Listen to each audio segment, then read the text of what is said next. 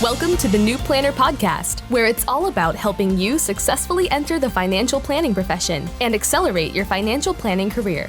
This podcast will help you understand the profession, become familiar with the various career paths available to you, and avoid the mistakes that limit your success. Join your host, Caleb Brown, to explore the human side of creating a successful planning career through interviews, personal experience, and insights from the trenches. Let's get started. Welcome to the 211th episode of the New Planner Podcast. This is Caleb Brown, your host. My guest today is Jeremy Eppley, who is the founder of Silverstone Financial. Jeremy joins the show today to share his career journey, starting with how he became interested in financial planning and how he secured an internship in a financial planning firm that led to an entry-level role after graduation. He goes on to share, after just 3 months working after graduating, he launched his own firm without any clients at age 21, and the challenges and successes that come along with it. Plus how he almost gave up after going 11 months without a new client. Stay tuned to the end to hear what designations he chose to pursue, how the firm has grown, and tips for others considering starting their own firm. I hope you enjoy this episode with Jeremy Eppley. Hi, Jeremy. Welcome to the New Planner Podcast. Hi, thanks for having me. Yeah, I'm so glad that I was at the CFP Board Connections conference earlier, a few months ago, I guess. And then I went to your session. I mean, really, really cool story. So here you are. You came out of school. This is what we want to learn more about today, right? Came out of school and you hung your own shingles, started your own firm, and looks like you're doing really well. So I'm dying to know more. Our audience is dying to know more. So maybe if you would just to help us set the framework, how did you even get interested in financial planning? Well, even in high school, I really liked the stock market. I was always a finance nerd. I enjoyed all those aspects. Knew that when I was going to college, it was actually funny. I didn't know necessarily which major I wanted. I just knew what's the major that goes with the stock market. And like at that time in high school, I didn't know that finance meant stock market. It was like, well, is it management? Is it, accounting? What do you have to go for? Anyway, I asked some professors and they were like, yeah, you want to do finance. So I went to Towson University for like a classically trained finance degree. And I thought, okay, I'm going to do the classic path where you do study and then you become like a junior analyst and then you rise the ranks in some mutual fund or hedge fund. And, you take on the world by being great at money management. But I ended up being, in the business school I was studying, but most of my friends were marching band kids. They knew nothing about money. They had very, basic questions of like, well, who do I bank with? I need to open my first credit card. These kinds of things. And so I was helping them out with some personal finance questions. And I found that I really enjoyed that. And eventually when I went around to get internships, I kind of got lucky and landed with a wealth management firm rather than, a large wirehouse or a large investment management company. So both of those kind of got me into financial planning, where it was the interest with helping people and the internship exposing me to it. And did you go to Towson just because that's local, or was there some specific other reason that you attended that school versus another school? So yeah, I'm Maryland. I grew up in Montgomery County outside of DC, and there were 3 schools I applied to. I applied to UMD, I applied to Towson University, and I applied to UPenn, Wharton Business School. And so I had a stretch, which Wharton I didn't get accepted to. UMD I got accepted to, and Towson was kind of my more safety school that I got accepted to. And I just kind of compared the two, and I wanted to go to UMD, Smith School of Business with, that's where my mom, my sister had gone. Like, I knew the school. However, I felt when going through the admissions process, it's like, well, what's the housing? What flexibility you have? And I felt like, a tiny minnow in, 40,000 people, I wasn't important. They gave me very little, some scholarship money, but not much. And I didn't have much flexibility there. Whereas Towson, again, a little bit less competitive than UMD. So they offered me a lot more. They offered me like a lot more in scholarships. I was in the honors college, and they gave me a lot of credits for my AP and IB courses. So I was able to graduate in 3 years if I wanted to. And that was attractive to me. Talk to us a little bit more about the internship. You said you lucked out and found a wealth management firm. So how did you find them? Where did you go? And what did you do there? Sure. So at Towson University, I knew that I wanted to get involved in some clubs, and specifically some clubs related to finance. And the one that I was able to get into was the Towson University Investment Group, TUIG. And it's just a basic finance club where you talk about the markets and what's happening. And we had a small amount of money from the Towson endowment. I think it's like $500,000, like 500,000-ish. And they would let us trade it and manage it. And I don't remember anyone like crazy beating the market or crazy underperforming the market, but it was mostly a learning experience. And every so often they would have speakers come in, and the leadership team of the school were the seniors, and they already had their internships. And essentially a lot of these businesses, local businesses, partner with the school, partner with the group, where they know that these seniors are going to graduate. So there's kind of this recurring wheel where you go through different interns that as they age up through the group. So I just gave my resume to the president of the group. He sent it out to some firms. Two of them interviewed me. One of them didn't call me back. The other one offered me the job, and it was an Ameriprise firm. Really enjoyed it, and then eventually stayed there for almost 2 years. And at graduation, I was offered a full-time position. It was great. And in the 2 years where you were working part-time while you were a full-time student, is that the way it worked? Well, yeah. So I worked part-time as a full-time student. However, the last year, I would consider myself having worked full-time. It was COVID. So I Mhm. was doing school online. So my last 2 semesters were pretty hectic, but specifically the last semester, I remember I was doing my last 5 courses for my degree. I was working 36 hours a week, and I decided to buy and renovate a rental property. So I was really busy that Wow. semester. Okay. All right. So you finished out. Talk maybe just a little bit on what were you doing as an intern in this Ameriprise firm? So lots of stuff, there's the classic coffee running. I don't think I ever ran coffee, but, go get lunch and that kind of stuff. But a lot of it was data entry. So you would have a client come in, here's the stack of papers that they gave us, input it into, we were using Money Guide Pro, and learned a lot. Definitely, you have to go through some level of internship if you're going to launch a firm. A lot of other people will say, you have to have years as a full-time, junior planner to launch a firm, because you need to have that repetition. I saw, I would say, thousands of financial statements of like pay stubs and bank statements and credit cards and mortgage statements. And, having the repetition of inputting the data was quite a bit of great experience. Like being able to understand when you open a pay stub, and it can be written so many different ways, where it's like OASDI versus FICA versus, they can break it down so many different ways. Like you get used to the wording that is very important. But yeah, it was mostly data entry, which was a good thing rather than admin work. It was more so data entry on the financial planning side. And they had bought some books of business. And so, when you get 100 new clients and they were on a different software, it's like, well, here's the old plan from the old advisor, recreate it. And when you go through 100 of those or 150 of those within a month and a half, you're like, okay, I know this software.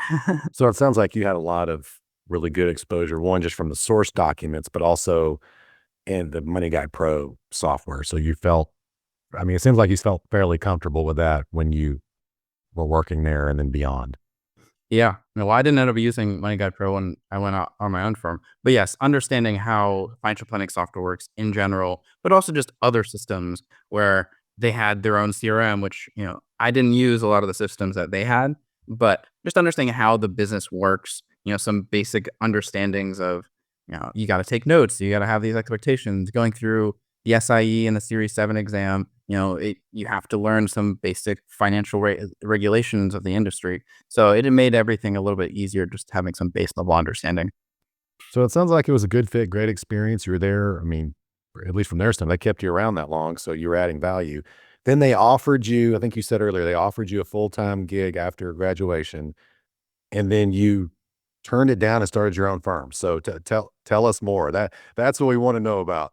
Well, I accepted it actually. I was there for as a tech, like I was working full time that last semester. I would say I was full time for 6, 7-ish months.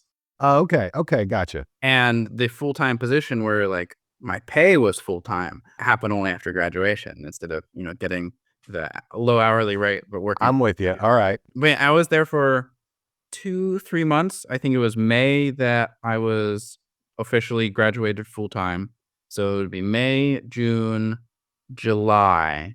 And then halfway through August is when I left. So 3.5 months. I really liked it there. I liked the people. I think I need, if anyone were listening, I like had a great experience, really enjoyed the people. I enjoyed the culture mostly. Ameriprise is a financial planning first firm. However, it's still a broker dealer, which I knew long term I didn't want to be with. So that's kind of what it came down to. And why is that? I'm going to interrupt. Why is that? Why don't you want to be with a broker dealer? So I got an exposure for early on for listening to Michael Kitces and such, and I liked the idea of fee only. I thought that was where the industry was going, but also just on top of how broker dealers work, I knew that I wanted to be able to speak my mind if I ever wanted to. I'm not on Twitter, but if I ever was on Twitter, like I want to tweet what I want. If I'm ever going to have a podcast, X, right? It's X now, and an X, yeah, yeah, but or whatever you it's gotta called. call it Twitter. I don't want to go to X, but being able to be on a podcast, say what I want. When you're at a big broker dealer, everything has to be approved, and it makes sense. Lowest common denominator compliance. I get it, but I knew who I was. I didn't want that. So the one side, the fee only, and the other side having the independence and doing what I wanted. Okay, so you're early 20s, 22 at this point, something like that, or I was and 20. I was 20. You're 20 years old. Okay, so you get offered, you go there for 3 months, and then you sort of say, "Bye, I'm going to go start my own firm." Is that the way it unfolded? So I guess there were a couple triggering events where I liked my job. However, I had seen my colleagues be made promises that eventually were kept, but not on the right timeline, where it's like, oh, we'll pay for your CFP. Okay, that's great. But it took like 8 months of like repeated asking by my colleague to eventually actually get it done. And I don't like waiting for other people's timelines. Like if I want to start studying for the CFP, I want to do it now. So there was, some orange or red flags. Also, there was a couple of things, and again, this is just, I think it's just because I'm somewhat unemployable, somewhat entrepreneurial, where the boss would give me stuff to do that he didn't ask if I wanted to do it or if it would be okay. And like for a normal person, it's like, yeah, I have a job. That's how it works. I get it. But I also knew that I didn't want that. I wanted to like have it more of a dialogue rather than here is work to do, which I know is not the way everyone, like I'm very lucky to be able to be in a position to lead. The third triggering event was I had some discussions with various friends of family, friends of friends, that kind of stuff. And I was like, hey, if I started a firm, would you hire me? And I talked to like 6 or 7 people and they all said yes. So I was like, okay, even if even if some of them are being polite and I only get a third of them or half of them, 3 or 4, I'll have at least something to start with. So I was like, I'm going to do it. That's amazing. I mean, that's the biggest barrier, right? As you look at the financial component. So, hey, I'd love to start my own firm, but kind of need the salary to pay the bills. I mean, that's where a lot of people their journey ends right there. Well, I'll say I remember one of the core early ideas that had got stuck in my head, again, listening to a lot of Michael Kitces' early office hours and podcasts and such, was as you get like the largest cost to a financial advisory practice is your lifestyle cost. Like it's not like a bakery where you have to go pay for a $50,000 oven. Like you have to pay, for me, my first year was about, 15,000 a launch and 15,000 per year, like recurring overhead versus like I have no wife, no kids. It was pretty easy to like eat ramen and spend nothing. And also I was very lucky where I was working full time. I had set aside a lot of money. I also need to acknowledge some privilege that I have. My parents paid for my college, so I didn't have this big student loan debt overhanging. So I basically had a clean slate, and all the money I was earning, I was able to set aside, trade the markets, got very lucky on some trades, which led me to be able to buy 2 real estate properties. And with having 2 of them, having rental property, paying the mortgage for essentially both of them, and this was rock bottom interest rates at 3%. And this, like when I had bought them, it was at the beginning of the pandemic before prices went off. It was when people were afraid of the housing market. So I got a really good deal on these houses with 0 essentially interest rate. So my housing cost, which is the majority of people's lifestyle, it was 0. Like the rental property paid for both of them. So all I had to do was, all right, I need to make $500 per month to pay for my food so I don't starve. That was kind of where I was at. So when you look at it all, it's like, okay, you don't have much lifestyle cost and the overhead is minimal. So why wait and get addicted to the salary, the golden handcuffs or whatever? Okay, I'm going to have to give up. I think it was 57K out of school is what I was as full time. I was like, okay, I'd rather go. It's easier to go 57K than, 100K after you get your CFP. So I wanted to do that. Yeah, that's amazing. Yeah, the sooner you make that break, right? Because and I talk to candidates like this all the time, and I've mentioned this before that they're in one of these big firms and the salary's gotten so high they just can't. Well, it's good planning on your part, so it's not. There's a lot of planning, some timing stuff. Very lucky. Some parts are like Yeah, good luck. and then I mean the way you broke it down, it's like my expenses are so low. I mean that's just I mean, some people are able to do that, other people aren't. So, thanks for walking us through that. Talk to us about how it's going. I mean, you've been at this, how long has it been now? So got the LLC, left the firm in August of 2021. So I turned 21 in July. So I graduated college at 20, turned 21, and then August I left. It took 2 months to get registered. So October, I believe, is when I started the firm, or at least the RIA. The first 3 months, like October, November, December, I got six-ish like friends of friends and such, but they were really, really minor clients. And the 6 or 7 like largish friends of friends that I had actually surveyed that said that they would hire me if I hired them. How many do you think I ended up getting out of them? It doesn't work out that way. I'm going to say zero. I got 0, and to this day I still have 0 of them. Um, Oh. Which is fine. Like, I was still happy I had those conversations because it gave me the confidence I needed to leave, even if, I didn't get the clients. Like, the confidence that it gave me was, priceless. And I think this was the part of the story that you came up to me after the fit panel and asked me about, or said it was really impressive, was, after December, I went 11 months without any new clients, where working full time, throwing everything at the wall, trying everything you can, punching the brick wall over and over and over, and whatever you can. I tried cold calling at buying leads, cold calling. I tried doing various outdoor meetup events, and there's a whole lot of stuff I tried.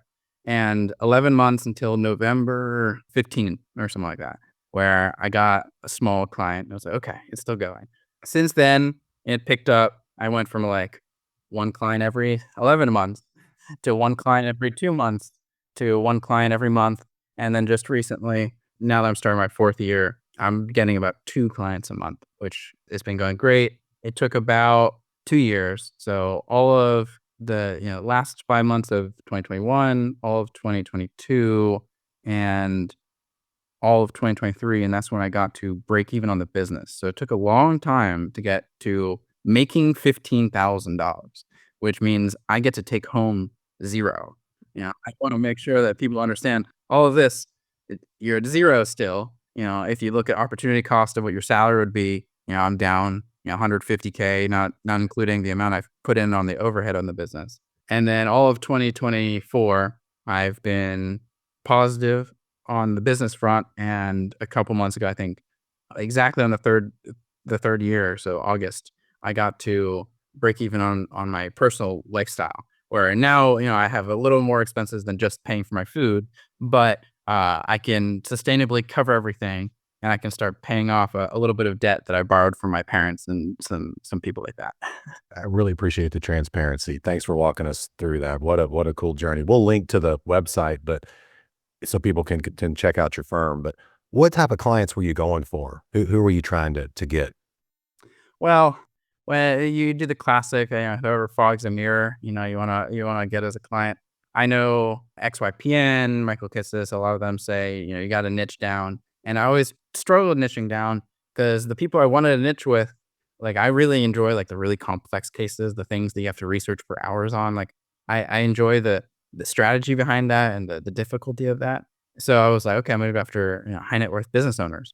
And, I've never gotten a high net worth business owner. It's just, even if you target your marketing toward that and you kind of write some blog posts about that, like, it's not your natural market. It doesn't work as well. So for a long time, I was a generalist mostly, which I think you could get to break even faster if you did have a true niche that you had an in for versus I didn't really have one.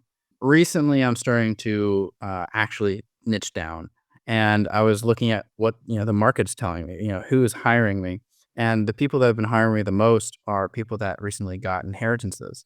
It's like, oh, you're kind of close to my age. My grandfather just died, or my parents just died, or something tragic happens, of course. And then they get this big pile of money and they don't know who to trust and they don't really want to talk to the, old advisor. And I was like, huh, this has happened a few times now. And also just from a strategic standpoint, the great wealth transfer is eventually coming. I'd rather position myself for that. So I was getting more into inheritances and such. So that's kind of where I'm starting to niche down. I haven't updated all my website marketing yet. And I want to, there are some changes coming in 2025 with new advisors and stuff joining the firm, but it's all changing slowly. So you're hiring somebody? Is that what you said? Not fully announced to the public, so I'm not going to say the names and such, but there's another advisor that's part of XY Planning Network. So, similar belief systems, we connect well and just our philosophy for investment management, financial planning, that kind of stuff. He's 60 and he wants to retire in 5 to 7 years. And I had reached out to a handful of advisors because I knew that I wanted to be a succession plan. I think that's a really great opportunity for younger people. And I was like, does anyone have any interest? And I wanted to, get to know these people before I committed to anything. And this is the person that I spoke with and I connected the most with. And so he's going to be joining in March of 2025. He'll be bringing a little bit under 20 million in assets, and we're going to merge the practice. And I'm going to get to know his clients, and it's going to be a very slow transition. So he's coming on board, and we're hiring our first intern, which it's not that many hours, and it's not a full-time position, but it'll help us, with the merger and have someone else do the, all the plan inputs for once instead of just me. It'll be great. Jeremy, this is awesome, dude. I'm so proud of you. Here you are just a few years into this thing. You're merging businesses, you're hiring interns. Well, hopefully it goes well. Everything can blow up, but hopefully it does. Oh, it will. It will. You bring up a good point because look, we already talked about this. Some good planning, some good timing on your part, and just sort of some things going your way. But there's also there's an entrepreneur. You're an entrepreneur. Like you said, hey, I kind of wanted my boss to come to me and say, hey, would you want to work? Like, that's not the way they do it when they run the thing. It's like, nope, I'm paying you a salary. You do this, which is and that's the way I do it. Just talk maybe a little bit, because there might be some people listening like, Jeremy, I may not be as entrepreneurial as you are. I can't get my lifestyle down like you did. What would you tell that person that wants to start their own firm? That's a tough question to ask me because I would definitely describe myself as an entrepreneur throughout, growing up. I've done all the classic businesses. I did the lemonade stand. I did the lawn mowing business. I tried to sell mulch at some point. I wanted to start this like stand selling baskets and stuff at a local farmers market. This is middle school me. Like I was pretty young, so entrepreneur through and through. And I know that not everyone has that desire. Some people want more so the security of having a full-time job. Some people don't want to be a business owner. A lot of the stories on the Financial Advisor Success podcast, this Kids' podcast that I highly recommend if anyone is looking to launch a firm. Lots of great knowledge there for successful advisors. A lot of them were accidental entrepreneurs is what they call them. And they are people that wanted to serve the clients a specific way and they were good at it and they got a lot of clients and eventually had to hire to continue the growth. And they didn't enjoy the business owner side versus I came into it where I'm a nerd about finance and I enjoy helping people, but I really like running a business. Like my goal for the firm is to make an enterprise firm rather than, an ensemble or a solo lifestyle practice. So that's not everyone. So to answer your question on like, what would I advise them? I don't know. I think it depends on your situation. A lot of the time, that's a very financial advisor answer is like, well, let me ask you a little bit about your situation to give some advice. And I'll extend that. Anyone want to reach out to me on LinkedIn, happy to have a call with you and hopefully have some more customized, feedback. But yeah, maybe it's better for some people to do the job for a few years and, build up some some income, to build up some savings. If you don't have parents paying for your college and being able to save money and have low costs and have these rental properties that help you, have your housing go to zero, you got to have some runway. You got to build up some cash. So I don't advocate anyone to specifically do my path, but if the stars align like they did for me and you have the desire to, like, it's been great as long as you're cool with the lows as well as the highs. Fair point. Understood. Yeah. And I appreciate the offer to chat with some people that might want to reach out. Hey, real quick before we go, we're winding down. You've got a lot of credentials. So maybe just talk to us about, and we'll link to your bio, but like why did you get all these credentials and how have they been helpful? Sure. Well, I knew I wanted to get the CFP eventually. Gold standard, I think, is a requirement. Anyone that's listening that's going to be a financial planner, financial advisor, CFP is a must in my eyes. But the CFP takes a little bit of time. You have to have the 3 years experience. And when I was first launching, I wanted at least some level of credibility. It's like consumers, and I didn't want to trick consumers, but consumers don't really always understand the difference between the designations. So I ended up getting, I had my SIE license, Series 7 license. I got in my APMA, so Accredited Portfolio Management Advisor at Ameriprise. That was because Ameriprise required it for discretionary trading. So that's like an internal Ameriprise like requirement. So I got that through there. But I decided when I launched, all right, let me do some easy designations, some short ones. So I ended up getting my AIF and CRPC, so Accredited Investment Fiduciary through FI 360, and Chartered Retirement Planning Counselor from Kaplan, the College for Financial Planning. And I wouldn't necessarily recommend the AIF. That's really for 401k plan management. Like, it does say that you're accredited investment fiduciary. So some people are like, oh, you're a good person. But it doesn't actually teach you very much if you're trying to be a planner. Chartered Retirement Planning Counselor, I think, is a great first step for a lot of people. It teaches you a lot of the basics of financial planning and retirement planning. CFP, absolutely necessary. And I got all the others. I ended up getting my master's degree through the College for Financial Planning because after you had my APMA and CRPC, and then the 5 courses for the CFP, it's only 3 more courses to get your master's degree. So I was like, okay, well, it's worth it. That's a really inexpensive master's degree. And it is like, a lot of consumers don't understand the designations, but saying, oh, I have a master's degree in this, they're like, oh, I get that.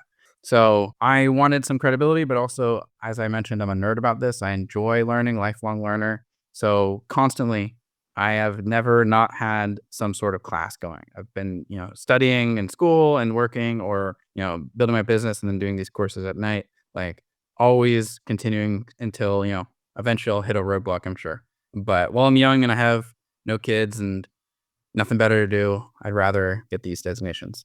Jeremy, incredible journey. Thanks so much for coming on the show. Thanks for having me. Thanks for joining us for this episode of the New Planner Podcast. If you're ready to discover the top career paths for financial planners and see which track is best for you, we created a free guide to help you. Grab your copy of the Financial Planner Career Roadmap at newplannerrecruiting.com/roadmap. There, you'll also find more tools and resources all created to help you build a successful financial planning career. Tune back in next week for another episode, and until then, we're here to help you succeed.